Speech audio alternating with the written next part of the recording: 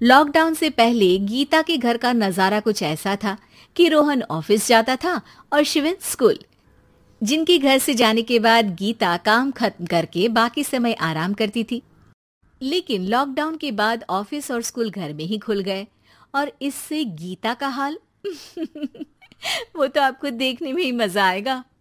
शिविन, ओ शिविन, महाराज उठने के लिए क्या 21 तोपों की सलामी लेंगे? अरे बिस्तर से बाहर निकल, ऑनलाइन क्लास स्टार्ट होने वाली है। अरे तुम भी हद करती हो, स्पीकर की तरह चिल्लाने की क्या जरूरत है? दिख नहीं रहा मेरी कॉन्फ्रेंस चल रही है। अब कैमरा और स्पीकर ऑन कर रहा हूं, मुझे कोई शोर नहीं चाहिए। इस पर जैसे ही रोहन लैपटॉप का कैमरा और स्पीकर ऑन करता है तभी कुकर की सीटी बजती है। करा लो अब इसे चुप। लॉकडाउन नहीं हुआ, मेरी मौत का फरमान जारी हो गया।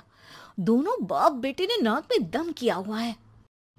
ऐसा बोलकर गीता वहां से शिविन के कमरे में पहुंच जाती है, जहां शिविन अभी भी सो रहा होता है।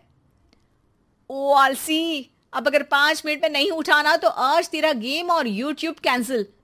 माँ की बात सुनकर शिविन बिना 1 मिनट गंवाए उठ खड़ा होता है।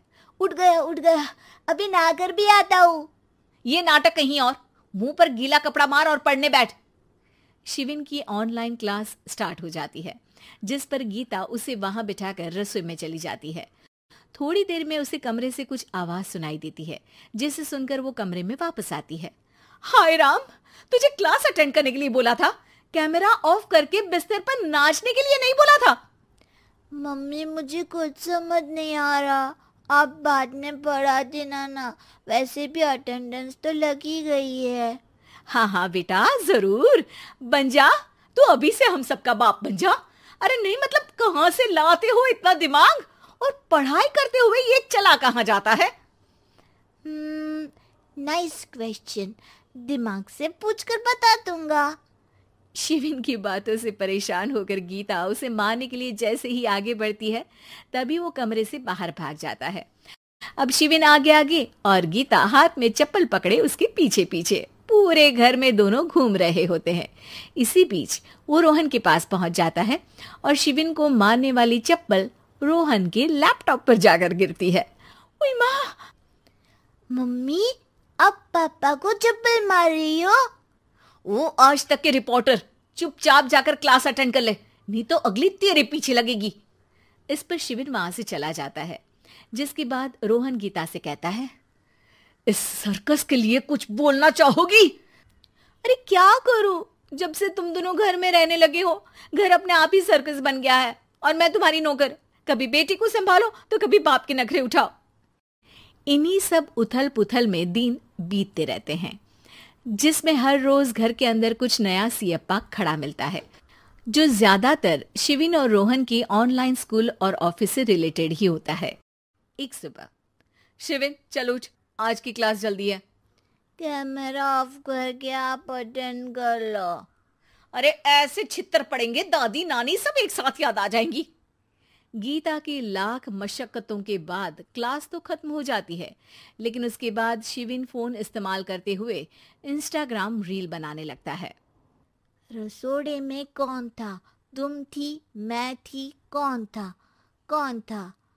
हाँ, मैं गरीब हूँ। अरे ओ गरीब के बेटे, आजा, मैं बनाती हूँ तुझे गरीब।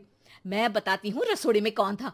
पढ़ाई करने बोलो तो इनकी माँ मर जाती है, और ये पागलपंतियां जितनी मर्जी करा लो। गीता शिविन को डांट रही होती है, तभी रोहन बीच में बोल पड़ता है। अरे बच्चा ही तो है, इतना गुस्सा क्यों कर रही हो?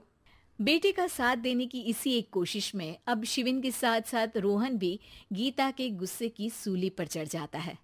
अगर बेटे पर इतना ही प्यार आ रहा है तो इसे क्लास अटेंड क्यों नहीं कराते, इसका होमवर्क क्यों नहीं कराते? उस समय तो बहुत जल्दी मीटिंग आ जाती है, वो काम मैं करूं और यहाँ इस बेफिजुली की चीज में तरफदारी करके बन जाओ महान। हे भगवान, कोई तो इनके ऑफिस और स्कूल खुलवाओ, मैं इन्हें और घर में नहीं सह सकती। अरे कुछ और मांग लेती, क्योंकि तुम्हारी ये विश इस साल तो पूरी होने से रही, कोरोना। हाय नास बेटे ने जिंदगी ही बर्बाद कर दी। खाए कोई पचाए कोई, कल मुझे चुन चुन कर सबको मेरी बद्दुआ लगेगी। उन्होंने दुनिया का और इन बाप बेटे दोनों ने मेरा जीना मुश्किल कर दिया। गीता वहां से चली जाती है, जिसके बाद रोहन शिविन से कहता है, अरे तुम्हारी मम्मी इतनी भड़की हुई क्यों है? आपकी वजह से पूरा समय घर में रहते हो और उस पर कोई काम कराने की जगह बस ऑर्डर देते रहते हो। अच्छा बेटे, सारा इल्जाम मुझ पर? पूरा दिन तो वो तुम पर ही चिल्लाती है। हाँ, मतलब दोनों का 50-50 है, कुछ करना पड़ेगा। वो कहते ना, make the best out of worst. I have an idea. वैसे तुम्हारी माँ सही कहती है, बहुत जुबान चलाने लगे हो, कम बोला करो। अगली सुबह रोहन और शिविन अपनी गलती को सुधारने के लिए गीता के उठने से पहले घर का आधा काम खत्म कर देते हैं, जिसे देखकर गीता खुश हो जाती है और फिर बाकी बचा काम वो तीनों मिलकर पूरा कर लेते हैं। जिसके बाद अब वो सब मिल बांट कर हर काम में एक दूसरे की मदद करते हुए लॉकडाउन का मजा लेने लगते हैं।